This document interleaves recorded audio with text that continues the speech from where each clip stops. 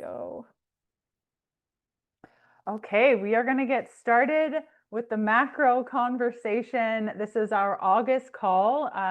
This was somebody's brilliant idea. It definitely wasn't mine. So if you guys have ideas for future calls, I'm going to be hosting this once a month for everyone who uses the peptides ongoing. If you have an active subscription, you will be added to these monthly calls. I have no idea what September will be on. So if you have ideas, drop them in the chat, send me a message. I am open to really doing whatever you want. I'm an open book. I've been doing this for 17 years. I can't even believe it. So I do have a bunch of different experiences when it comes to peptide introduction, supplements, diet, lifestyle, keto, high carb, like anything nutrition wise, health wise, I have dabbled in some regard, and I do love researching. So if you have ideas or you're stuck on something, or you want me to do a deep dive on a specific topic where we can have more of a dialogue, like feel free to let me know. So today's call is all about macros. I want to show you what a macronutrient is, how they work, how to know when to adjust, how to follow, how to track. I want to talk macros for the next 45 minutes to an hour and make sure that everyone fully understands what a tool this is. Now, AI technology is definitely allowing us to get a little bit more detailed when it comes to tracking. And I have actually many macro clients whom I'm working with on a weekly basis using macro tracking. And they're starting to just take pictures of their meals and use those pictures as a way to track their food. I've personally done this, and as a nutritionist, I look at enough food that I can calculate the macros of a meal very quickly in my mind, and I'm pretty bang on. And sometimes AI will get the fat wrong. And so that's something to just think of as we're going through some of this. Okay, perfect. I'm just checking the chat. And so, yeah, just something to think of as we're talking about macros. There are a lot of people taking pictures of their meals and saying, okay, well, these are the macros of the meals. And so I just want to start off with that. So before we started recording, I mentioned anyone joining live, you should be able to see my screen. If you want to give me a thumbs up, you should see like two different images. The first is data we need. So on that, it says age, height, weight, movement, and diet. So if you want me to calculate your macros, I might not get to everyone tonight, but I want to get to at least a bunch of you so you can fully understand how to calculate. So let's kind of step back and talk about the process of macros, why we would want to track macros, what a macro is, what tracking is, and let's start at the very beginning. So a macronutrient is a protein, a fat, or a carb. Then we also have the micronutrients, and that's any vitamins or minerals. And as a holistic nutritionist, it's always important, yes, we want the macros to make sense. Okay, like if a client comes to me and they're eating 20 grams of protein a day, this is a problem. Okay, but what is equally a problem is if I look at their meals and it's a lot of dead food and there's no micronutrients in it. In fact, I looked at a log a couple of days ago and it was just like cheese and bread and protein bars and Coca-Cola, and there's nothing alive there. The micronutrients are not ideal. And so you can have the most perfect macros, but if your micros are totally off, it's just as problematic. And so definitely thinking of that as we move forward of, yes, the protein, the fat, the carb, very important. But a carbohydrate from a potato chip is not the same as a carbohydrate from an orange. So you get what I'm saying. So within the macronutrient conversation, okay, there are certain preferences that individuals go best by. And I've been practicing in all spectrums for many, many years, from a ketogenic diet where your macros would be higher in fat, moderate in protein, and lower, much, much lower in carbs. You can even have a low carb diet where it's like moderate protein, moderate fat, moderate carbs, up to a higher carb diet where it would be high carb, usually high protein alongside, and low fat. And so what structure you choose is really up to you. And so I want to spend a little bit of time before we get into how to calculate what this looks like and just determining what macro balance you should go with, because that's a really big deal.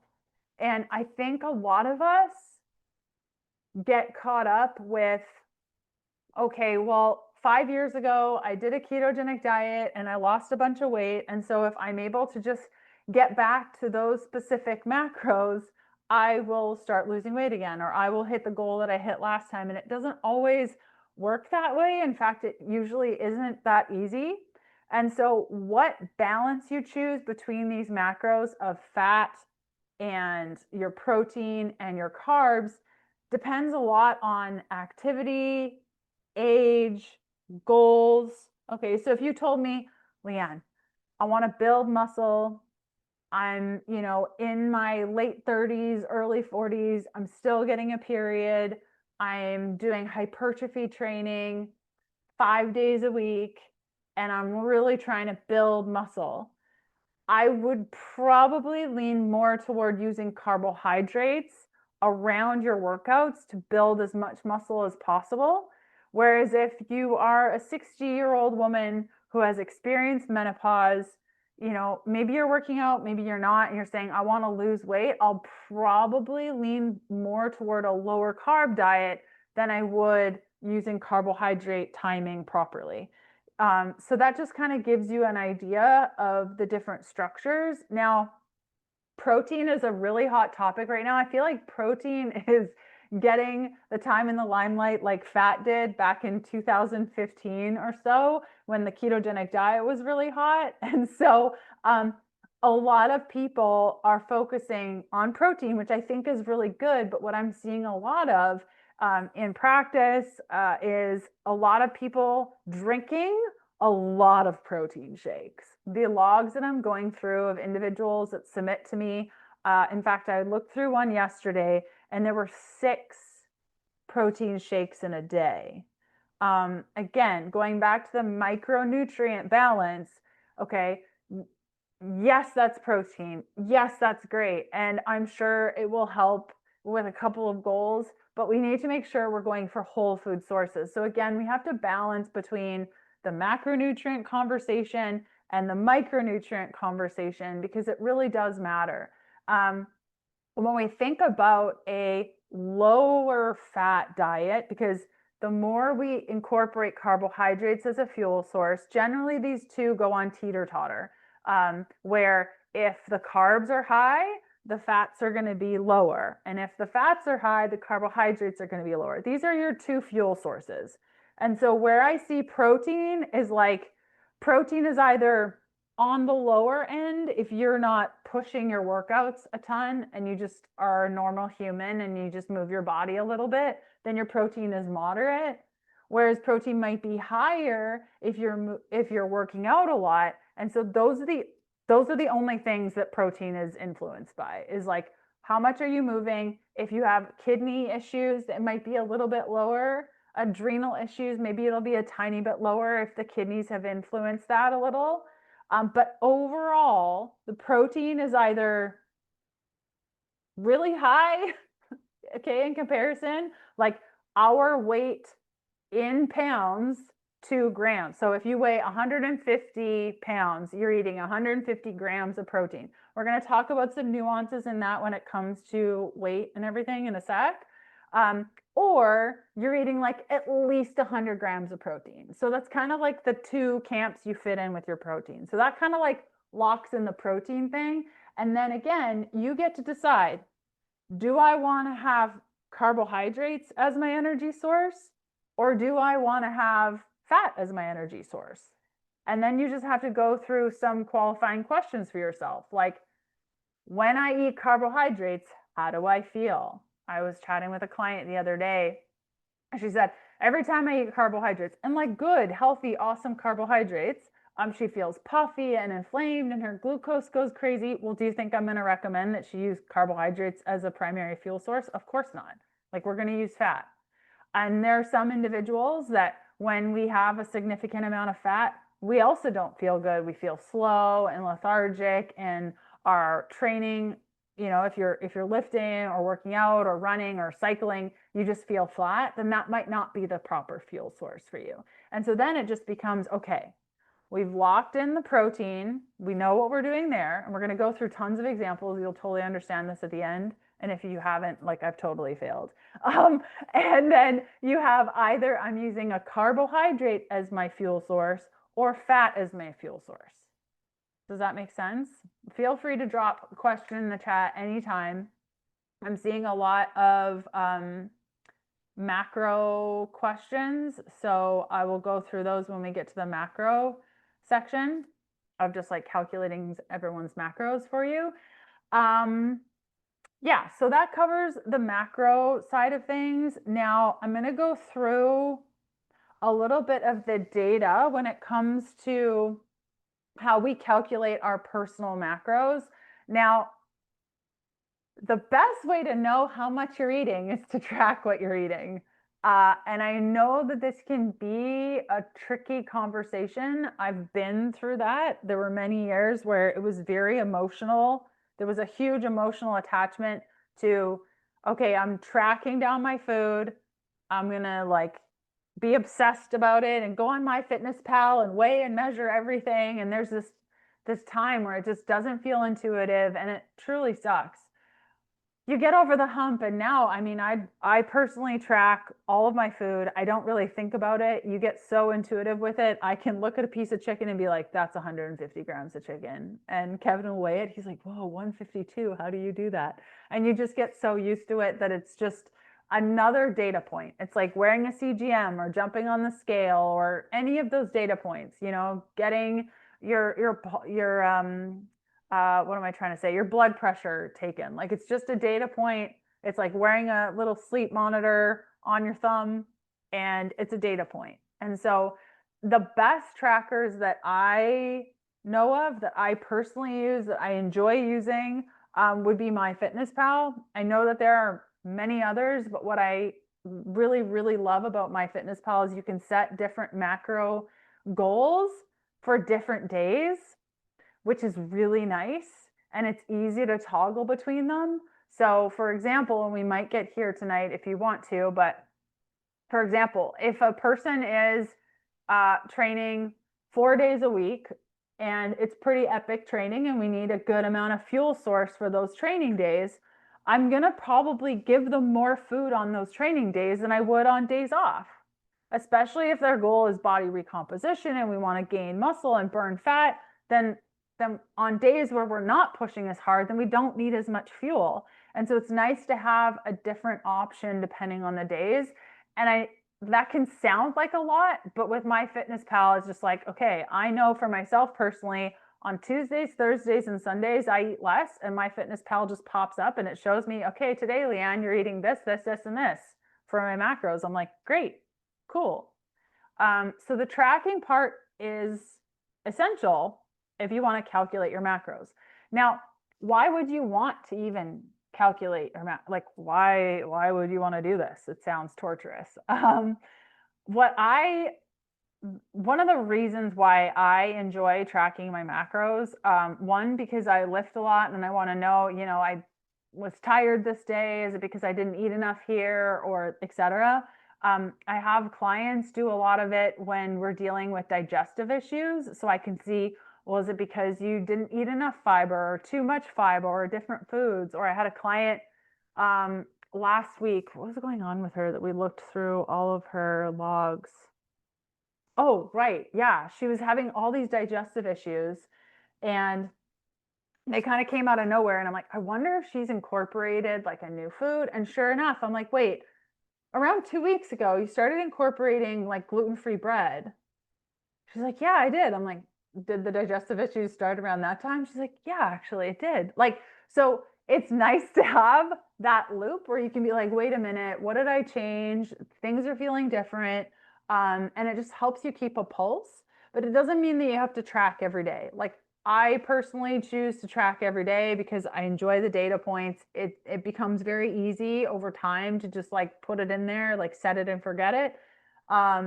But a lot of clients that I work with will work on like 1 or 2, sometimes even 3 days where we just don't track. And you like, if your macros are set and you understand, kind of over time, you'll start to learn, okay, well, if my goal is, let's pick a number, 100 grams of protein a day, 150 grams of carbs a day, and 60 grams of fat a day. After about a month of eating that every day and hitting those macros, you're going to know the structure of your meals in order to hit it, give or take a couple of grams.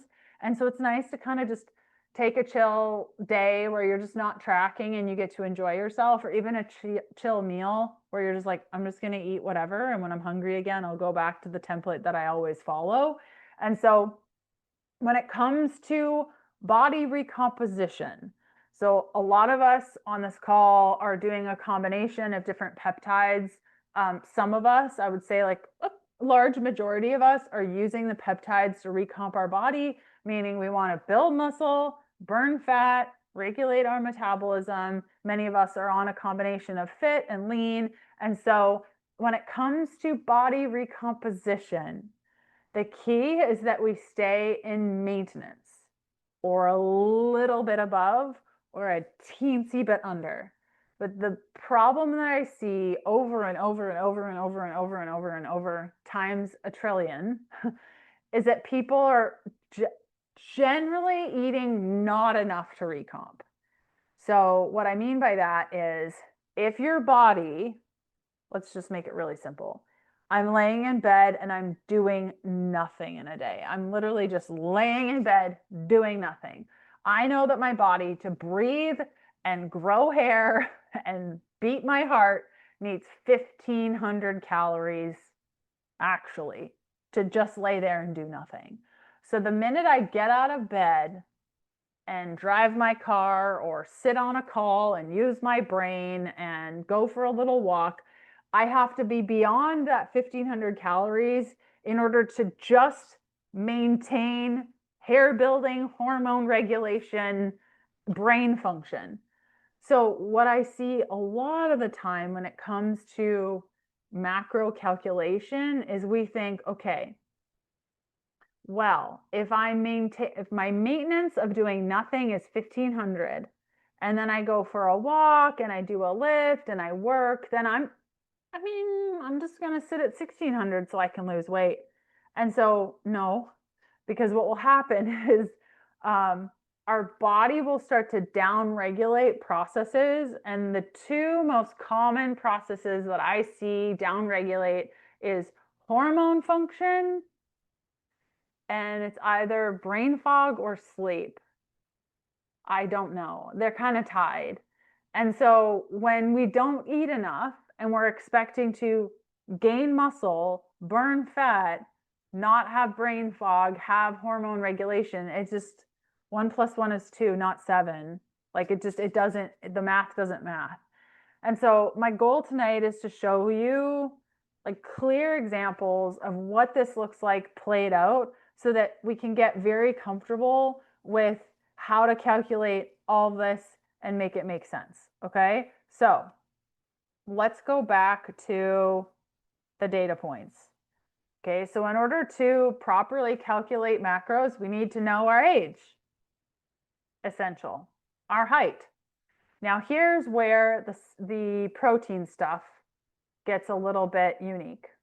So you remember earlier on I was saying the best way to know your protein amount is, if you're active, just do your weight in pounds equals how many grams of protein that you should eat. So if you're 150 pounds, you eat around 150 grams of protein. When an individual gets above around 180 to 200 pounds, like beyond the 200 pounds, I don't like to say, like, if a client comes to me and they're 250 pounds, I'm not going to recommend 250 grams of protein. That's like way too much protein. So there is a teacher, his name's Jeff Niepart. He's also Canadian, brilliant guy. And he talks about using our height in centimeters to determine protein amount in individuals over that it depends on the individual. Like if they're working out a whole bunch and they're around 180 and 200, I'll usually use that in grams of protein. But if they're over 200, I'm always using their height in centimeters equals the amount of grams of protein that they use. So I can't remember how, I think I'm 169 centimeters. I feel like, I hope that's right. I think that's right. I'm really tall. And so I would eat 169 grams of protein, and it tracks out like pretty good. I'm really I've used this calculation many times. And so if you're around the 180, 200 pound of body weight, then it could be better to use your centimeters of height. Then we need to know our goal weight. If we have time, I will get into how to use your goal weight to determine how long to be in a cut and all those things. It's a little bit more of an advanced conversation. We'll try to see if we can get to it.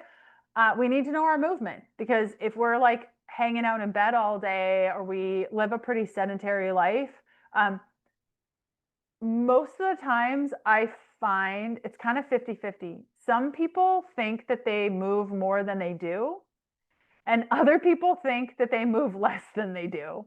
And so you really need to be honest with yourself, like wear a step tracker or download an app on your phone that will track your steps. And I know I thought that I was a pretty active person a couple of years ago, and I downloaded a step counter, and then I got to like 1,100 steps every day for a couple weeks. And I was like, okay, yeah. So I need to check some things.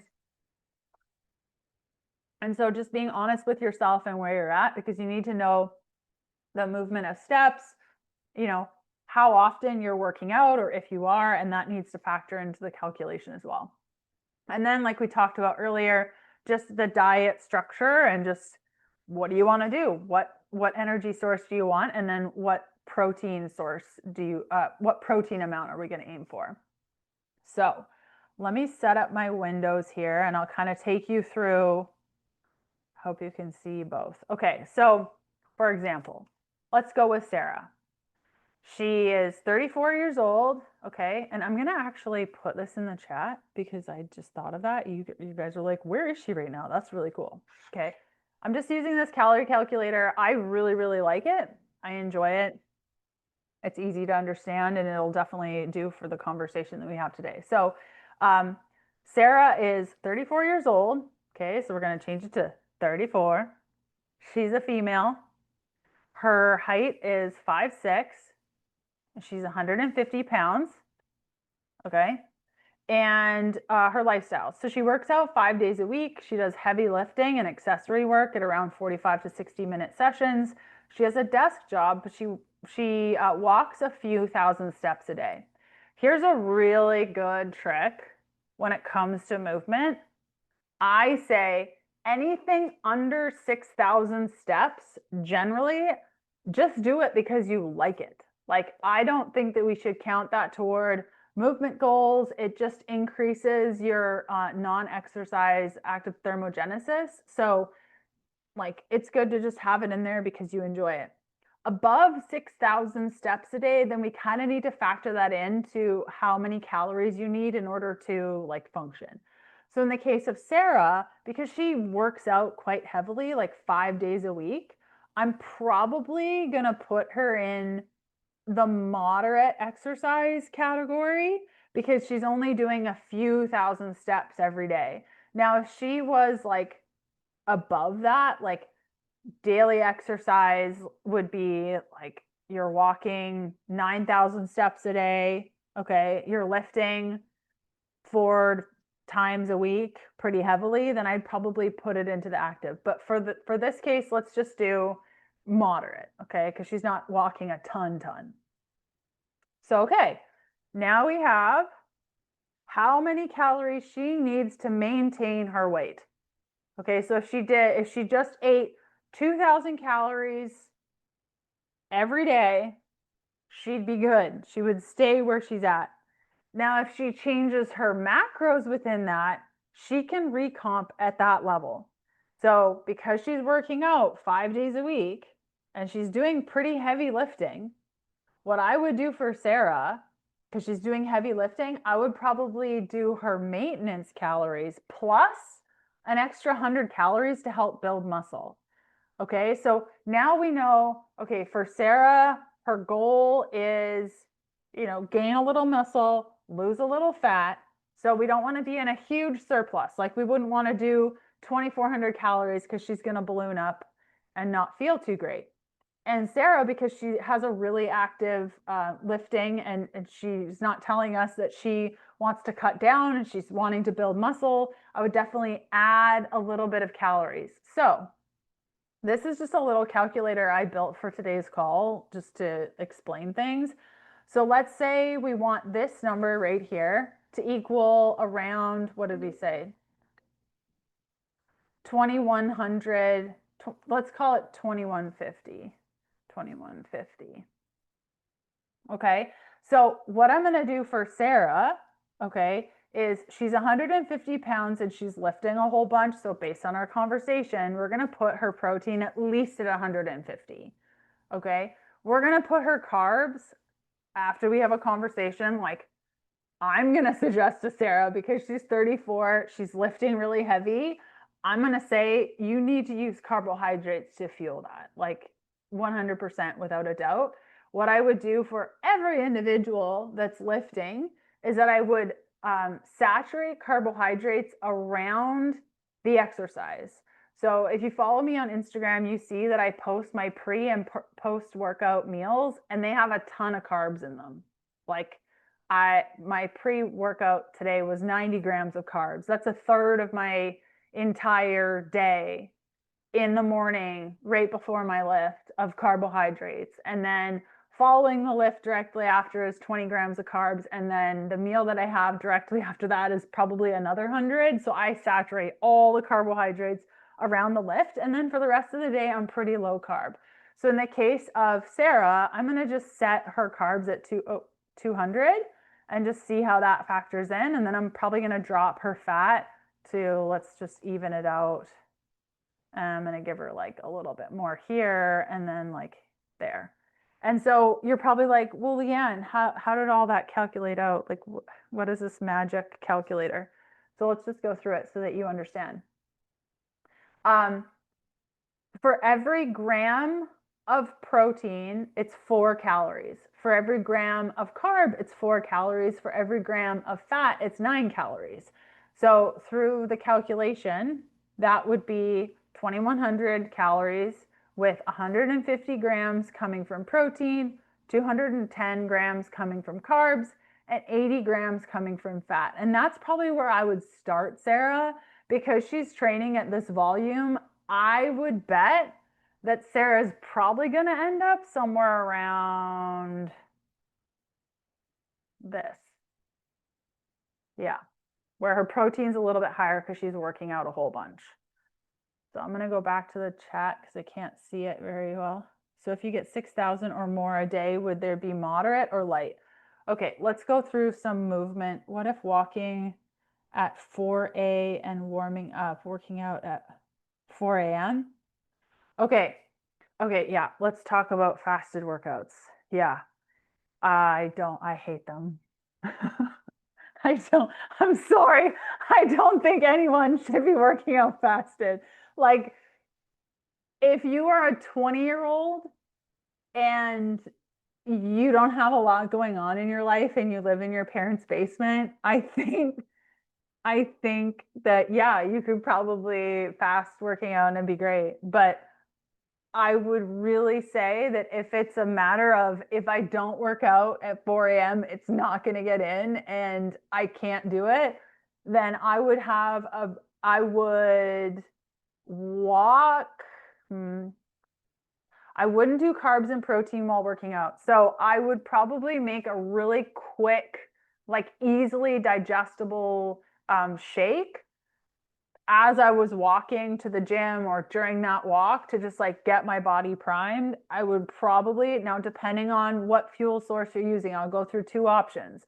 One is if you're using carbohydrates as a primary fuel source, I would do, if you can handle caffeine, like fit in that would make a lot of sense.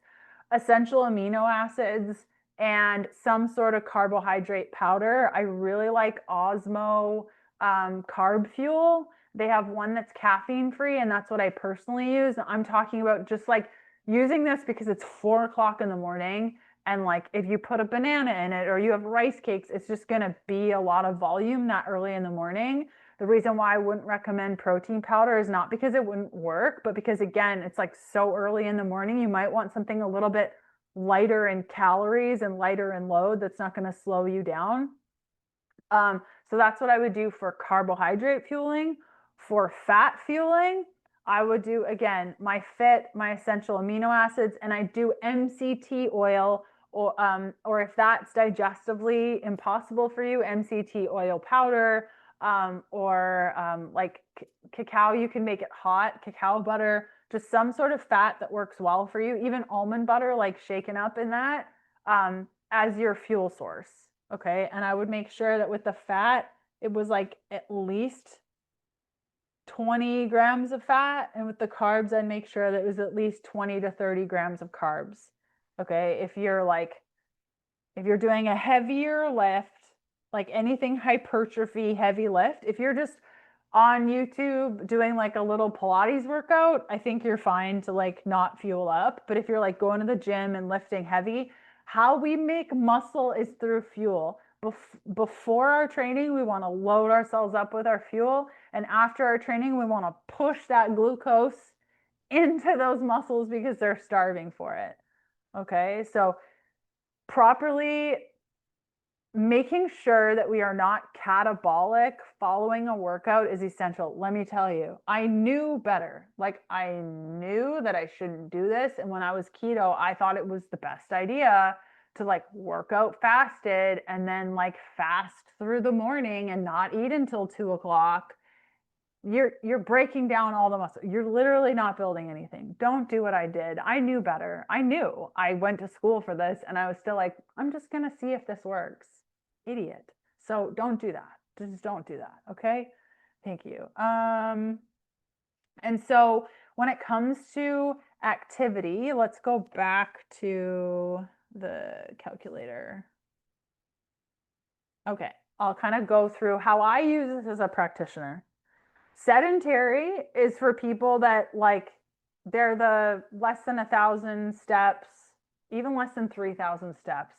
Less than 3,000 steps, they're not moving their body. Like they're not doing workouts or anything like that. It's sedentary. Light would be like you're doing YouTube videos for 10 to 30 minutes once to 3 times a week. You're getting, anywhere from 2,000 to like 5,000 steps a day on average throughout the week. Okay. Moderate is, you're hitting the 6,000 or so steps consistently, 6,000 to 9,000 or so consistently. And then you're like going to the gym, you're doing a hypertrophy type of program, like 4 to 5 times a week. Active. So it's pretty rare. Like I don't set myself at the active, and I have 9,000 steps a day on average. And I go to the gym. I lift 4 days a week and I do sprints 2 days a week. And so I set myself at moderate, but active would be like, you're doing a really heavy strength program 3 to 4 times a week at 60 to 75 minutes plus. And you are, I'm just going to admit that person, and you're doing like 9,000 plus steps a day. Very active is like you're an athlete, you're training for some event and it's very intense and you need it. Like when I was training for Patagonia, I was in that section, and you're getting like 15 to 17,000 steps per day. Plus you're doing lifting 5 to 6 days a week at an hour and a half plus. And very active would be like you're doing all that plus you work on the highway and you're active all day. Okay. So generally speaking, women that are active and like at the gym and doing stuff, I usually put them in the moderate. Women that are just getting into like their YouTube videos or Pilates or doing, like yoga and those sorts of things, I'd usually put them in light. Sedentary is like they're not really walking. Maybe they're doing like 1 or 2 yin yoga classes. Like yoga's not going to make it happen. So I usually put them in like the sedentary class unless it's pretty intense classes. You know what I'm saying? Okay, I'm going to check the chat. We're going to go through more examples. Okay, cool. Let's go back here. I want to give you more examples because they're structured, and then we'll go to other people's macros and things. Okay, so Maria is a beginner exerciser. She's doing like 3 times a week, short session. She's 42. She's 5'5", 175 pounds. She just started out with like 10 minutes of walking and like 10 minutes of beginner body weight resistance workouts. Let's do it like at home. And she's just like starting to get going. This is very exciting. That's awesome. Right now, she's eating kind of up and down. When we start tracking our macros, I encourage you, if you haven't tracked your macros in a while, before you even start calculating, just track for like 5 days to figure out where you are. Like when you naturally eat, whatever you choose, track it and just see where you are. So you know, am I massively under eating? Am I massively overeating, or am I pretty much at maintenance? Because if you've been massively under eating, staying in an under eating area is not going to help for metabolic flexibility. Okay, so Maria, she just started working out. She's eating not a great amount of protein, but not terrible. A good amount of carbohydrates for how little she's moving, and then like a little bit low on fat. Okay, tends to skip breakfast and eats most of her calories at night, which is a huge problem. So if she's having inconsistent macros, it's probably like one day she's starving to death because the day before she didn't eat enough.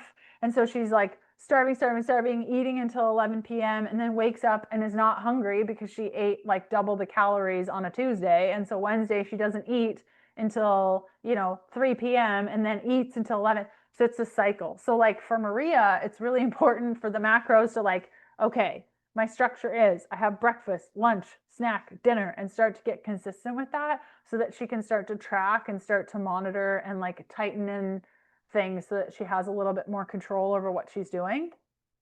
So let's put that into here and I'll explain some of the nuances within Maria's structure. So she's 5'5". She weighs 175 pounds, probably because she's starting to work out. She's doing 10-minute walking, some band workouts.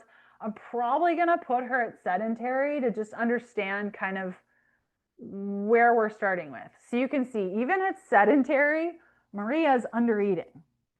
So remember, we said to maintain our weight, we want to be at the 1750 amount at sedentary, and she's a little bit more active, so that's great, but she's under eating. So if she's been tracking her food for a couple of weeks and she's consistently around 1600 and she's not losing weight, like nothing's happening, and we want to like get her to move her body more and build muscle, the last thing Maria wants to do is go to the mild weight loss section. I'm telling you, don't do it. Like, go to maintenance, focus on moving your body more, start with a 10-minute walking, then go to 20 and then 30. And then when she's comfortable doing her YouTube workouts, then go to the gym a couple of times a week and join a class or hire a coach if you're totally uncomfortable with moving the weights around, and start to get, comfortable with that. While we're eating at maintenance. And this section, because I chose like the active, like sedentary, the next step forward, she can really follow these calories for quite a while before we need to recalculate them. So assuming that we want Maria around 1750, I'm just going to put that in here. Okay, so she's currently eating, what was it, 65 protein, 180 carbs, and like 55 fat. Oh, wow, that's way, yeah, around, I said. Okay, so we need to get her to 1750. Well, since she is 165 centimeters, which means I'm way more than 169 centimeters because I'm 5'11". So we'll leave that alone. Protein, I'm probably going to put, like I said, a minimum of like 100 grams because she's not super active. No way I'm going to put her at 175 grams. No, I'm going to put her at like 100. Like I said, like 100 is a good goal to set for most people if they're not super crazy active. Like in the case of Sarah, we increased her protein. Then carbohydrates, she's doing 180 right now. Maria gets to choose. Maria's 42. She's starting to move more. If she really likes carbohydrates and the idea of moving her body more, telling her she needs to eat more, and then taking away her carbohydrates is just too much for Maria. I'm not going to suggest that because then I'll get fired. And it's just not helpful because she's not going to be able to stick to it. So Maria gets to choose. Do you want to use fat or carbs to fuel you? If she's going to use fat, okay, then I'm going to do like probably something like this. I want to get it to 60%. There we go. Yeah. So I'm going to do something like this where I'm telling her to do 100 grams of protein, 70 grams of carbs, and 120 grams of fat. Because when it comes to keto base, we want to hit at least 60% of fat.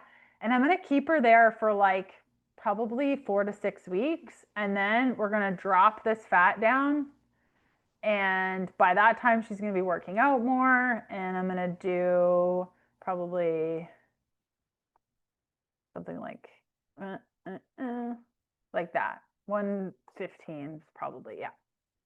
So then it's 120 grams of protein, 115 grams of carbs, and 90 grams of fat to just start to give her a little bit more carbs. But again, as we're dropping the fat, we're going to bring in more carbs. It goes on a teeter-totter. And Maria has a lot of wiggle room because her weight is 175 pounds. And so when she starts really working out, if that's where she wants to take it, we're going to increase her protein, but she doesn't need that right now because that's useless. That's just silly. The last example is sedentary. So Linda has no interest in moving. Like she doesn't want to exercise. She just wants to eat better. She wants to start there. Like she's tracked her food. She eats a lot of processed snacks and restaurant meals. So we have a lot of work to do with Linda before we even add in movement. And I want to talk about like just how she's taking care of herself from a food perspective. And so for Linda, it's more about the micronutrient section and switching things up and looking at that more fully. And so for her, I'm going to do sedentary at her details. Okay. So she's going to maintain weight at 1760. You can see that she's eating above maintenance. So this is a great opportunity for us to focus on food because she's eating like 240 calories more than what she needs for what she's doing. So I'm going to set up her macros probably, what is she doing? Carbs, she's eating a ton of carbs. Okay, fat, okay, so our goal is 1760. So we're going to be cutting away things, right? Wherever her protein is at, I want to increase it because we're going to be cutting away our food. She's going to get hungry. So again, because she's not moving, I think 100 grams of protein is a great place to start. Her carbohydrates are at 220 and her fat is at 90. Okay, so because of her age, I'm going to cut away her carbs. I'm going to cut away her carbs more. I'm going to give her a little bit more. Yeah. That's where I go. Because remember at the beginning of our conversation, I said, like, when we get to, post-menopause experience and we've experienced menopause, usually now, because Linda's not moving her body, usually she's going to do better on a higher protein, like higher fat, moderate carbs. Even if Linda said, like, if Linda's having issues because she's eating a lot of processed snacks and she's having issues with blood sugar, I might even go down like this and go up like this. Does that make sense? Like, I hope this is helpful, me kind of taking you through the mind of a practitioner and kind of what I would do for these individuals for you to kind of start seeing the patterns. Okay, so that's what I set up for you. So I'm going to go back to the chat and we're going to do this live with some of your guys' data. And yeah, I'm recording this call. So as soon as we're done, I'll send it out either today or tomorrow, probably tomorrow, let's be honest, because my husband's home and I want to spend time with him. Okay, so let's find some examples in the chat. Okay, I want to make sure that we have everything. Okay, here's one. This is from Bethany. I'm just going to put it all in here. So Bethany is 48, 5'9", tall club, yay. Weight is 185. And she does walking, landscaping, lifting. And so she didn't tell me how often she's doing this. I'm going to guess, I've been doing this long enough, I'm going to go with light exercise for Bethany based on the details that she shared with me. And so Bethany needs about 2,100 calories to just maintain her body because it doesn't sound like she's lifting, landscaping, lifting, but I'm not sure like lifting with landscaping or lifting. And so for Bethany, in order to maintain her weight, she needs to be at 2,100. Let's assume that Bethany, let's see if Bethany's still in the chat. And she's like, oh, yay, me, I got picked. Let me see. So let's say Bethany is wanting to recomp her body and she calculates out how much she's been eating and she's tracked her food for the last couple of weeks and she's actually eating 2,300 calories a day. This is awesome because now not only does she get to eat less, but we can recomp throughout that whole process because in order to recomp your body, muscles need fuel to grow. Muscles need fuel to grow. They cannot grow without fuel. So if Bethany wants to recomp her body and build muscle, am I going to recommend that Bethany go to 1,600 calories a day? No. I'm going to recommend that Bethany go to at least 2,100, maybe 2,200 calories. Okay. And hit it there. Like do hypertrophy program, like build the muscle for as long as she wants, And when she's ready, she can start to cut down, meaning she's going to slowly go from the 2,100 calories or 22, let's say, because we were in a little bit of a surplus, 22 to 21 to 19 to 18. Okay, now she's hitting mild weight loss to 17 to 16. Those drops are like every other week by 50 calories slowly, and we're going to see the weight slowly go down. What we don't want Bethany to do when she's finally at that stage where she wants to cut down on body fat is we're not going to tell her to go from the 2,200 that she was getting in her surplus down to 18 in a day. Why would you do that? No, absolutely not. No. We're going to drop our calories by like 50 calories a week. So let me give you an example. I'm just going to write it down. So Bethany is in a slight surplus here. Oops. There we go. Okay. Slight surplus. And she's kicking it here. She's like building muscle and being awesome. But like the body fat isn't going to like massively change. She's going to build muscle. She's going to feel it underneath her, the little bit of fat that she's got. Okay. And when she's ready and she says, okay, I've built muscle for 3 months, 6 months, I'm ready to like show it off a little. Then the following week, she's going to do 2,150. And then she's going to go to 2,100. And then she's going to go to this. And then this. Oops. And then this, do you see? Every week. And what should happen is that this week she should lose about a quarter of a pound. That's what we're looking for.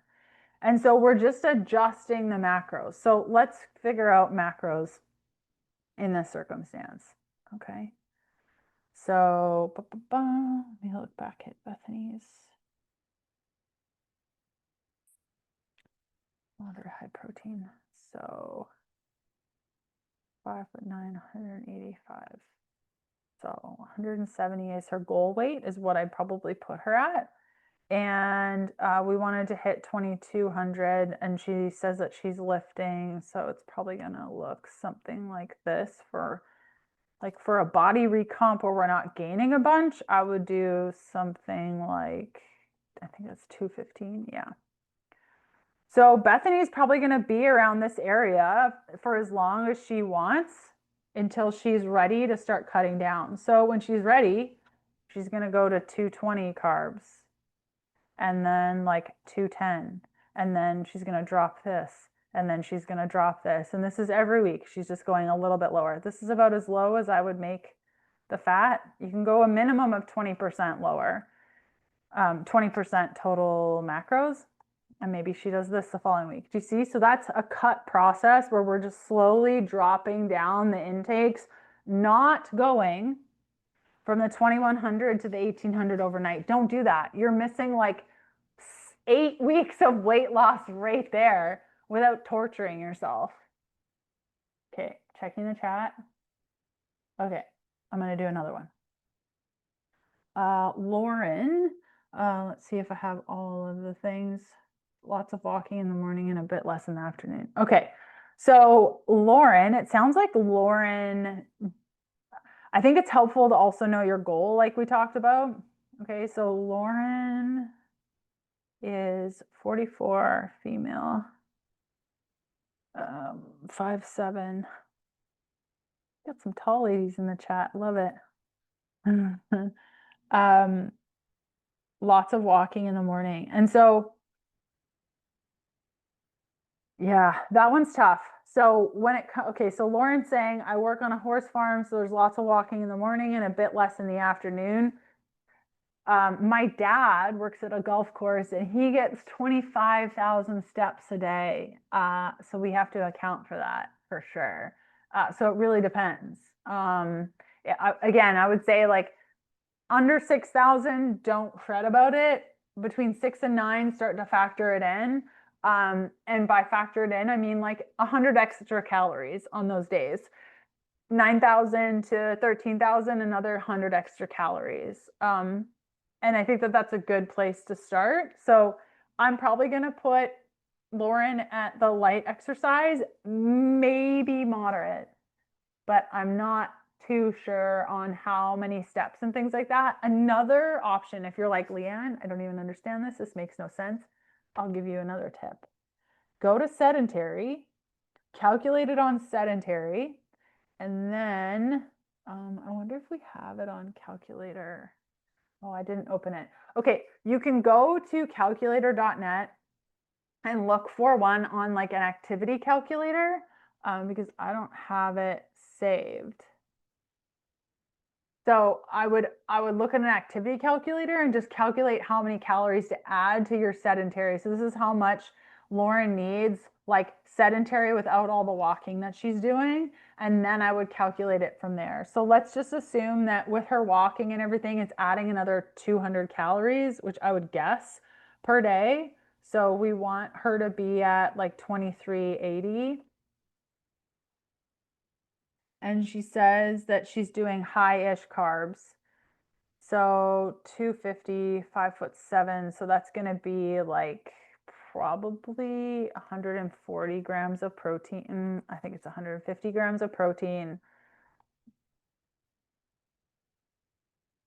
I'm probably going to do this. Thinking. She said that she does high-ish carbs. So I'm probably going to put her here. Why?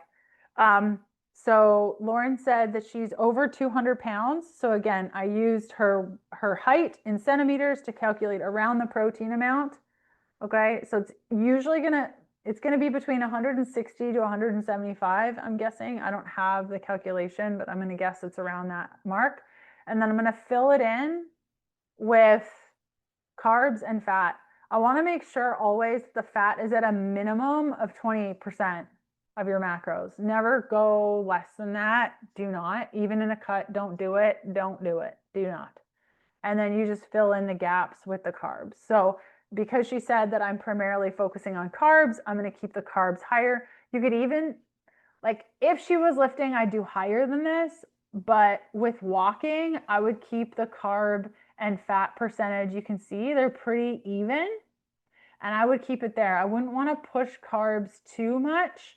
Though some individuals, and I find this fast oxidizers usually do better on a higher fat diet, and slow oxidizers do better on a high carb diet. And that's through testing a hair tissue mineral analysis, and it's accurate like 90% of the time. So if you're just like, man, I don't even know which one to choose, fat or carbs, I could always just do a HTMA for you, and that will tell you pretty like 90% accuracy on what to do. I'm going to check the questions. Okay, cool. I'm gonna do like one more. I'm gonna look for full details.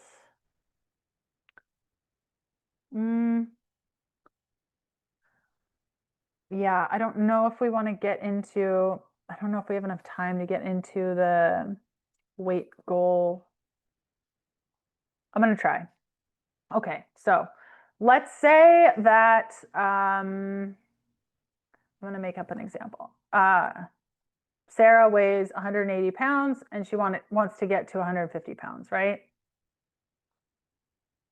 So Sarah wants to lose 30 pounds. 30 pounds basically is 2,500 calories. So Sarah needs to eat 75,000 calories less in a span of time in order to lose the 30 pounds.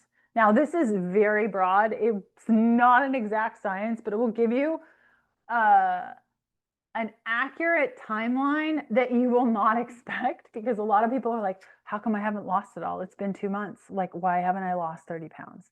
So realistically, you can when you're losing weight, let's say you've been eating at maintenance for like 3 to 6 months and you're like, I'm tired of this. I've reset my metabolism. Now I want to lose weight. So we want to be in a calorie deficit with food and movement, not just food and not just movement. So realistically, the most I would do with food is like 400 calories, and the most I would do with movement would be 400 calories.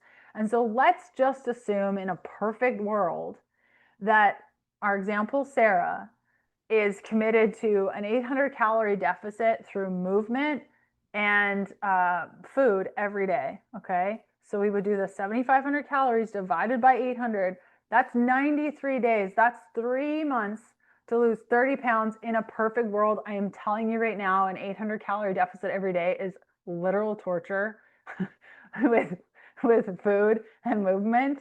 Realistically, it's closer to like 600, because there's going to be days where you just don't want that. Like, you just don't want to do it. So now that's stretched to 4 months. I would highly recommend, if you do this calculation for yourself, and again, you're like, my starting weight is 180 pounds, my goal weight is 150 pounds. That means I need to lose, I want to lose 30 pounds. Okay. Each pound weight is about 2,500 calories. So that's going to take me 125 days. When that goal is more than 2 months, I highly recommend doing a week where you go back to maintenance. So let's just use this example we have here. I can't remember whose this was. I'm sorry, I can't remember. Was it Lauren? I can't remember. And so let's say we've gotten down to like the 1,600 calorie mark. I would bring her back up to her maintenance for where her weight is at the time, right? So you would recalculate. I'm just going to use this as an example. Maybe I started at 165 and now I'm down to 150. So my maintenance is now 2,200. I would go back to that 2,200, chill there for a couple days, then go back down to the macros that I ended at. Does that make sense? Because like, it's really hard to be in that sort of deficit for that long. Like, let's just set it and like chill for like a couple days. Does that make sense? Yeah, I feel like I gave you the crash course of macro calculation in 1 hour. I can talk for another 3, but those are the general outlines that I use day in and day out to calculate these things. I think the biggest mistakes that I see with macro calculations are individuals that have been eating in a deficit. So let's just use this example on the screen. Eating in a deficit, like this individual is eating at 1,700 calories. They're not losing weight. Their maintenance is 2,200. And I'm like, girl, you need to eat at 2,200 for 3 to 6 months before you try to lose weight again. Like, there's no, I can't get you to go lower. It's not going to work. Okay, so that's a big issue. Another issue is when we're eating at this 22 and we're like, I want to lose weight. I'm going to go to 1,200. That's a terrible idea, because you've dropped your calories by 1,000 unnecessarily. when the body is balanced and we're doing all the things, we're doing the peptides and we're getting outside and we're drinking the water, you don't need to do that big of a shift. Okay, so again, little shifts in your macros, drop the carbs by a little bit, drop the fat by a little bit. Your protein stays consistent. Like it's pretty much locked in. Again, if you're not moving, it's 100 grams of protein, generally speaking. If you are moving, it's your weight in pounds equals the grams. If you're moving a lot, it's going to be a little bit more than that. If you're over around that 200 pounds, it's going to be your weight in or it's going to be your height in centimeters equals the amount of grams of protein that you're geared toward. And then that protein is locked in, and then you're just slowly dropping fat and carbs every week, every other week by about 50 calories, and you're going to start to see the scale go down.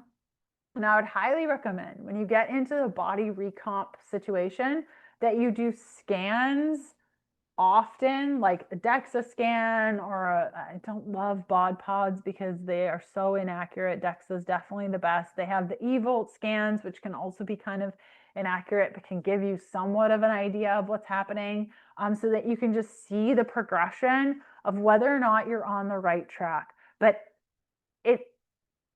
it will work. And I think another mistake I see is that people say, well, if I'm not keto, it's not going to work. Or if I don't use carbs, it's not going to work. It's really about just asking yourself, what can I realistically do for, like in our example, like this individual has to be in a deficit for 4 months. Can you be in a deficit for 4 months and not eat a lot of carbs? Because if the answer is no, then don't do keto. Like then that's not going to work for you. You're going to crash and burn. You're going to waste a lot of time. You're going to get discouraged, and then you're going to say, screw it, I don't want to do this. And you're going to black out for 6 months and end up gaining all the weight back plus another 20 pounds. So be realistic. Like ask yourself, what is going to work for me? And then use this template to come up with with a goal that can work for you. And if you feel like going through that, in this example I did at the end, where it's not realistic for you to be in a deficit of 600 calories per day. Maybe it's 400. If you can be locked in at 400 deficit for 6 months, I would rather you do that consistently than torture yourself and be up, down, up, down, up, down, and not consistent.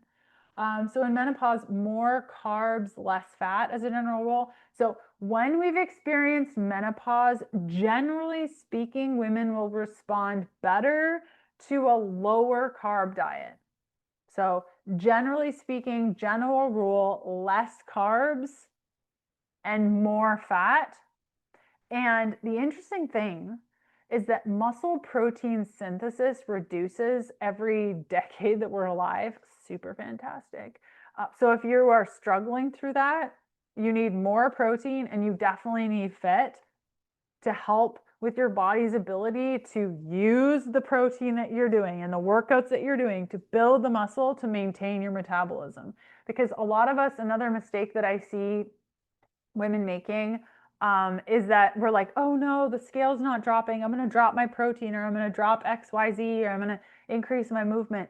It's not always about that. And that's why I recommend the scans, because your muscle is what keeps your metabolism healthy. Like I have recomped my body. I've been at the same weight for like 2 years and my body is recomping, and I would be very disappointed if I just went off the scale. I'm like, I am consistently the exact same weight, up or down 2 pounds. Like, what's up with this? But my muscle gain has been substantial. And so muscle weighs more than fat. Your body is going to change, but you need to use the right stimuli, and that is choosing the fuel that you're using, locking in the protein, and doing the right movement to achieve the goal that you want. Yeah, awesome. So I would definitely use the resource that I sent over with the link. And I'll try to figure out if I can send you, like, would you want me to send you this Excel spreadsheet thing? Yeah, yes. Okay. Okay, cool. I'll try to figure out how to do that. And like there's like a keto based section. I just made it real quick for the call, and you can kind of like plug it in and play with it and see. I think I'll be able to just export it and then send it somehow. So those of you that were on the call, I'm probably going to send an email. So please make sure that you have my email like saved, and I'll send the email with all the things that I promised. Yes, cool. I'll do it tomorrow. Thanks for hanging out with me. And if you have ideas about our September call or something that you want me to go into, or you want me to go into this further, or whatever, you just let me know and we'll do that thing. Okay, I'm going to stop the share here and make sure that we are all set. Okay, amazing.